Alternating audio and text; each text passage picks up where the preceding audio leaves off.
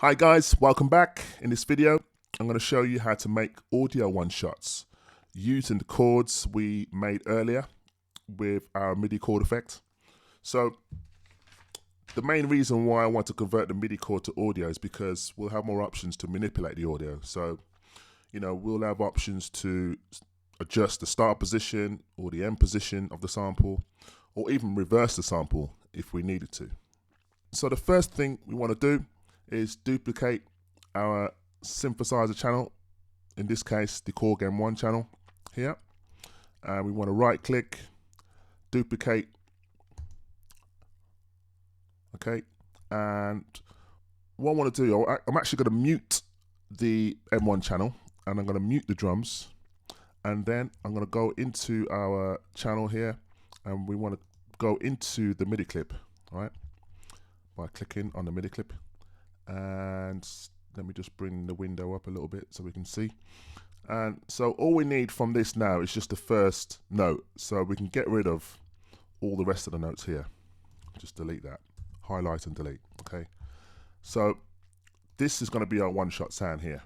All right, so the next thing we're going to do is, now I'm not going to use the same synth as before. I'm actually going to use a different synth to create the one-shot sound. All right, so I am going to go into here. So I'm going to go into here, click on the M1, get rid of it by deleting, and let me just get rid of the reverb as well. And I want to use the analog synth. All right, so I want to go into instruments. I'm going to go into analog here, and then I'm going to drag and drop that into our channel here. Okay, so I'm just going to click this button here and arm the track so we can audition it. Okay, so I just want to tweak this around and see if we can get a nice sound from this. I'm going to go into the filter 1 parameter and I'm going to bring the frequency down. I'm going to click here where it says free, just so I can have more control with the release. Increase the resonance a little bit.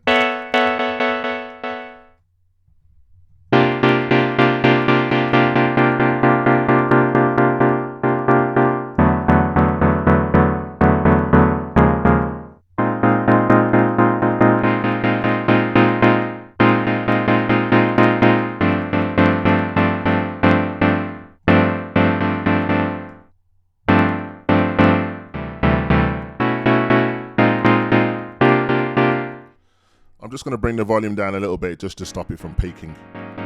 I mean, all I really want to do now is just have an alternative sound with a different synth playing the same note, so I can use it in a percussive way, just to work alongside and complement the original melody we have already. Okay, so the next thing I want to do, I'm actually going to create a new audio track here. So we're going to click anywhere here, right click it, insert audio track, okay. Then we are going to go over here where it says I/O, which is our ins and outs, because we want to bring that up. So what we're going to do, we're going to record the analog synth, right, into the audio channel. So, but to do this, we need to send a signal. So we need to go here where it says audio from, and then scroll down the menu where it says analog, and then we need to arm the track here. And you will notice that these turn to circles. So the next step now is to click on the record button, which is the circle button. So there you go. So we stop that. The clip is now recorded.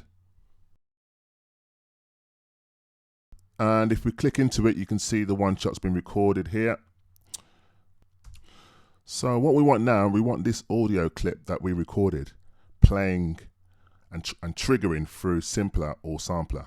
Okay, so what we're going to do, we're going to right click anywhere here, we're going to insert MIDI track, okay, and then we're going to go into our instruments here, and then we're going to look for Simpler, or Sampler. We go into Sampler.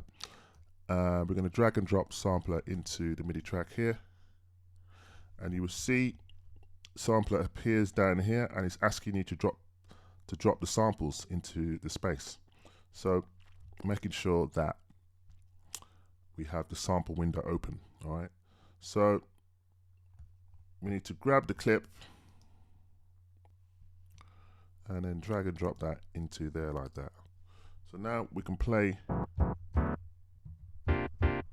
on the keyboard. We can actually play the sample. We can adjust the end positions.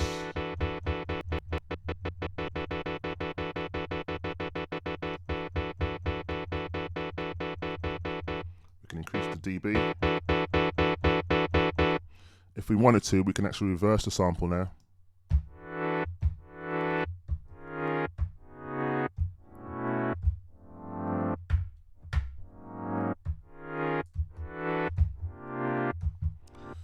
But I'm going to put it back to how it was originally. So I'm going to take the reverse off.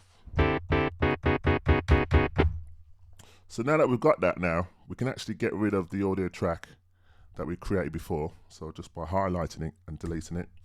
And we can also get rid of the analog track, which is the original source. We can highlight that and delete that because we have now got the audio sample playing through Simpler or Sampler here.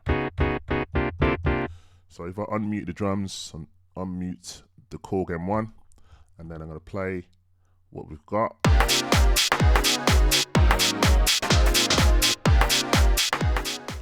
I'm actually going to mute the drums.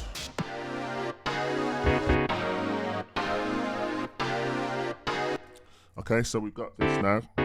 So what I want to do, I'm actually going to play this sample in a percussive kind of way. So just to kind of complement and go with the synth that we've got playing. So it's just going to be really stabby and really, you know, just going to try and get a little groove and get a little vibe off it. Let me play it again. I'll play it with the drums.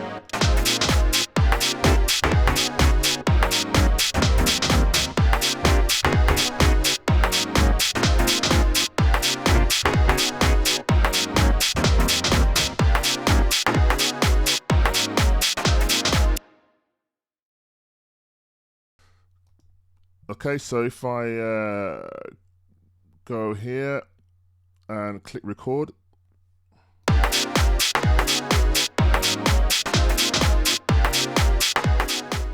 and start recording.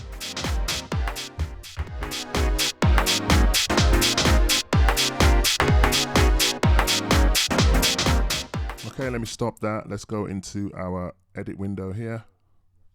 So we actually started the recording quite late, so I'm actually going to bring the range start position here and bring that there as well. Let me bring that down and I can play the track. I'm just going to open it up a little bit so we can get a closer look. All right. So what I want to do as well, I want to highlight the whole lot. I'm actually going to quantize these. So highlight it. We'll go into edit. We'll go into quantize settings. And if you remember from the drums, the snares were on 16T. So we want to keep the same swing. So make sure to quantize 16T. And click OK. And it will snap all those notes into place like that. I'm just going to solo it now and listen to it.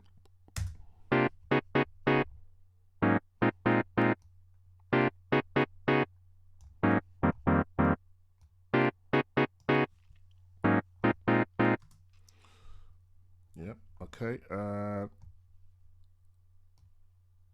What we can do as well, I'm actually going to drop some reverb on that as well. So I'm going to go into our audio effects, look for some reverb,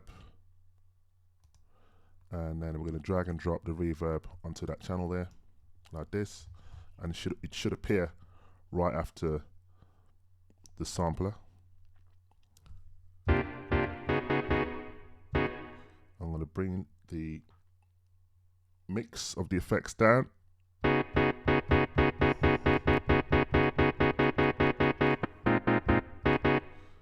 also going to drop an auto pan on it as well. So I'm going to go into MIDI effects again, and then I'm going to look for auto pan here, and then I'm going to drag and drop auto pan right after the effects here, like that. All right. So I'm just going to increase the amount of span on the pan. Okay. Got various settings here. You got rate, you got phase, you got shape. We're just gonna increase the shape a little bit, see what happens. No, I'll probably leave that where it is.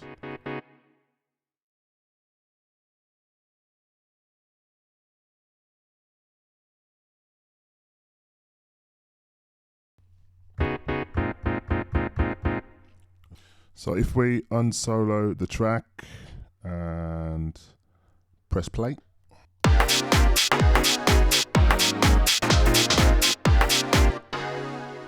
I'm actually going to bring the volume down on this a little bit.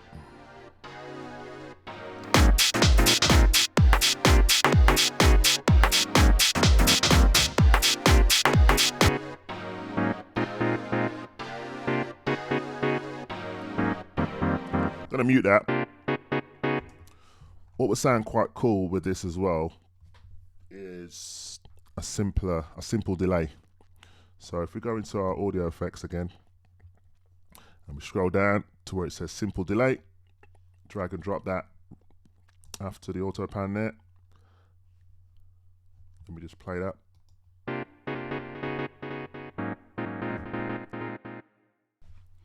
So I'm going to set the left side of the simple delay to 2 and the right side delay time to 2 as well. And I'm going to reduce the signal of the delay, bring it down a little bit to make it a little bit more dry.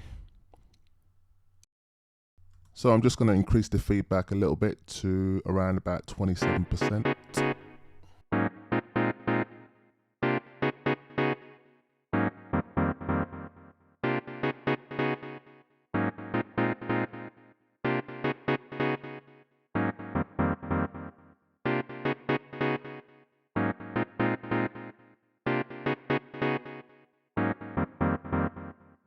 So I'm just going to unmute some of these channels, the drum group and the M1 Korg, and let's press play.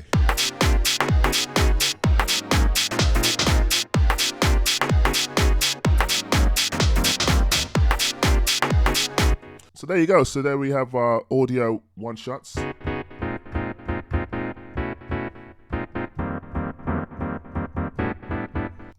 So there you go.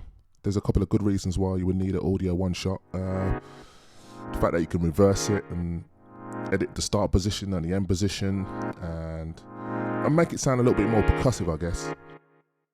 I'll see you on the other side.